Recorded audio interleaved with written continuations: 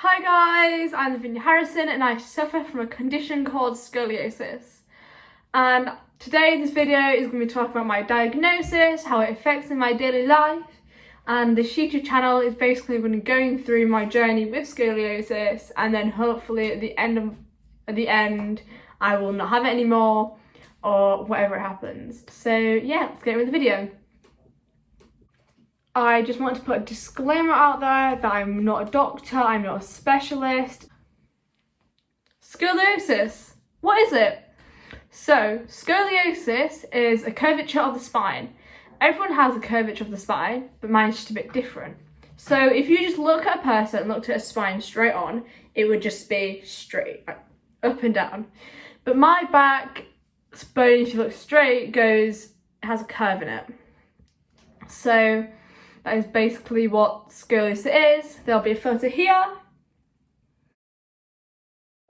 like the difference between them, but basically it's just a curve of the spine.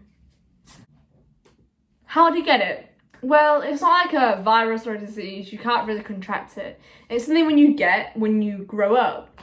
And basically how I was described it by my doctor is that everyone has a spine and you have two muscles on either side of your spine. And if you don't have scoliosis, these muscles are really strong, like solid, you can't move them, and they're gonna hold you up.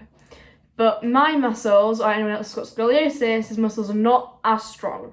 As in, they will let your spine move and curve. Oh my No, God! And obviously you don't want that, so that is basically what it is. My diagnosis. I was diagnosed with scoliosis in December 2018. How I was diagnosed is at the time when my pain in my back started happening, I was horse riding and I'd fallen off my horse, and everyone thought that it was just me falling off my horse and that it would pass and then so nothing happened. But then at the same time, my bag for school was really heavy, so everyone thought, oh, it's just my school bag, it's causing pressure on my back.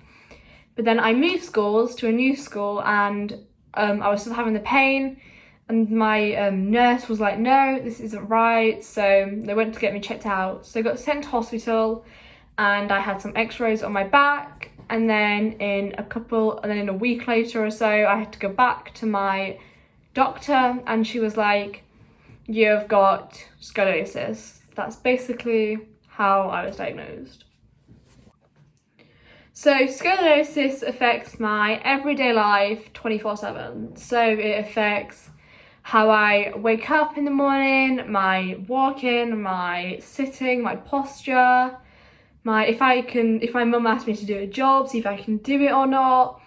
It affects exercise, my sleep, everything. So if someone asks me to hoover, I sometimes can't hoover, or I can't help out in the garden sometimes. So it is very annoying and it does control you a lot, but yeah. Since my doctor's appointment, I have had many other doctor's appointments about my scoliosis, but mainly they're about my back pain, because I get severe back pain when I do things. So sometimes running and exercise really hurts it, and just other times if I wake up I'm in so much pain because sometimes I slept bad.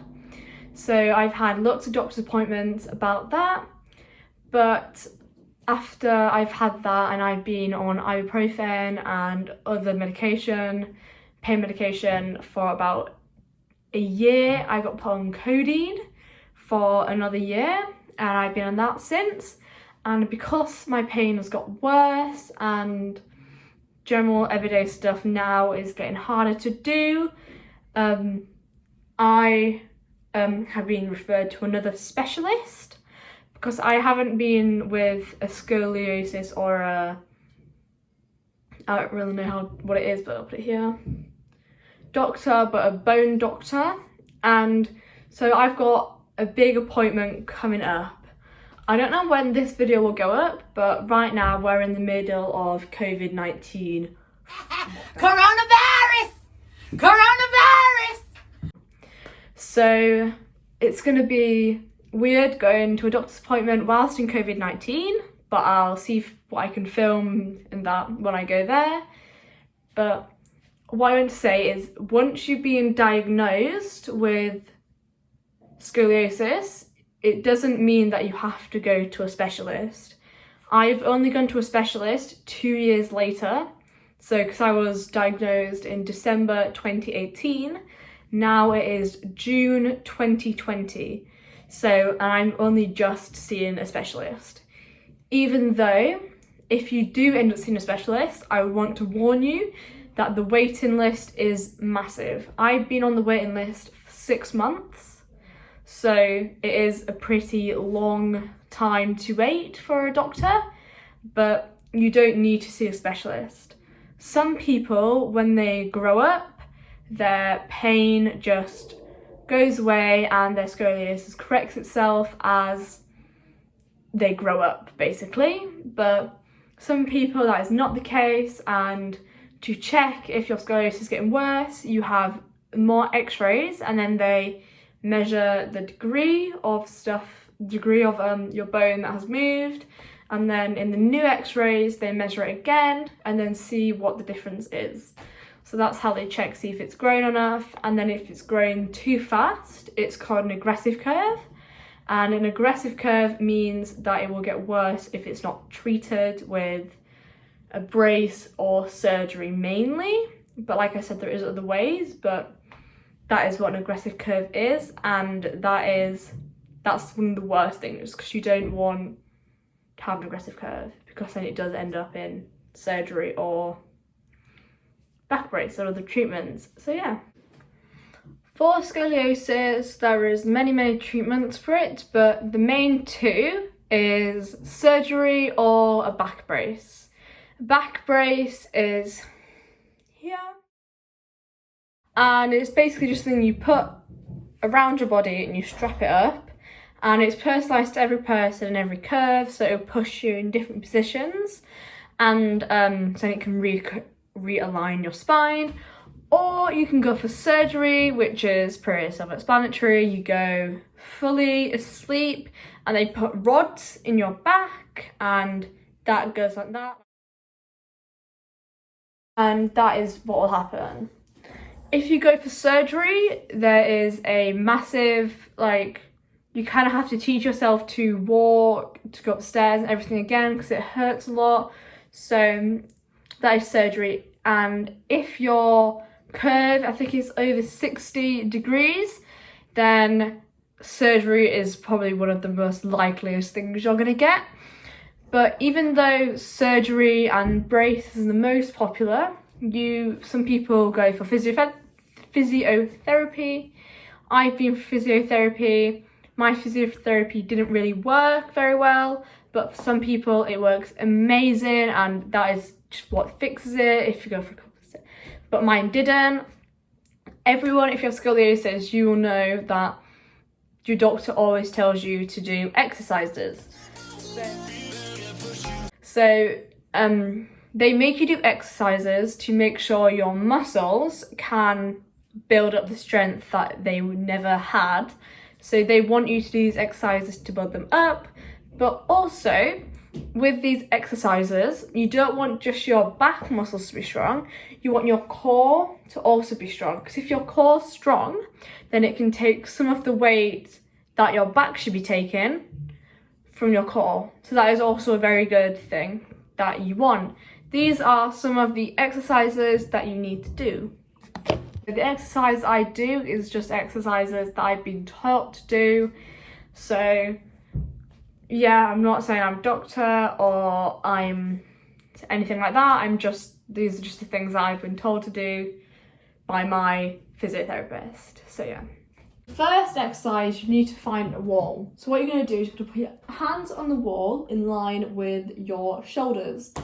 And when they're on the wall, you want to get your shoulder blades and push them out. See if I can put a picture here of them before and after. But you want them to be in the outwards position. And then you're going to try and pull your hand up and back on the wall. So see how far you can go back on the wall, whilst keeping your shoulder blades out. So basically this is what it looks like when they're in, so it should go like this. But obviously I can't do it, that's why it's hard for me. So yeah, this is the first exercise. So for the next exercise, you want to be on your hands and knees, and you want to be your arms underneath your elbows, underneath your shoulders, and you're going to basically just keep putting one arm up to start with, but your back should not move at all. So then once you've done that, you lead up to this. I'm obviously not very good at it still, but you put your arm up like this, and then now I'm going to show you a video from the top describing how not to move your back. So yeah. So you don't want to go like this or like this. So when you put your arms up, you're twisting your stomach. You want it to be nice and straight, and keep going like that, and then lead up to that. But make sure you keep your body straight at all times. Another exercise you can do, which I don't do because I don't have a ball, but if you have a ball, put the ball in your hand, face the wall, just put your one hand with the ball on the wall, and you have to write the alphabet with the ball on the wall. But that's just getting more strength as well, I think. But yeah, I don't really do that one because I don't have a ball. But that's also a good one to do if you do. Another stretch you can do is this, but you need to be in a chair or something like that. I'll just put it back as you can see. So you sit on your chair and put one arm over your head and the other arm underneath. You're going to be trying to pull, and you keep pushing them, and then other way. Make sure you pull them like this, even on both sides. Personally, I don't know how that helps, but that's just one of the other exercises that I've been given. So if anyone else wants to know any other exercises, I will show them in a different video, but this is just some of the ones I do. So thank you guys for watching. I hope this video was at least a little bit helpful and you got to know me more.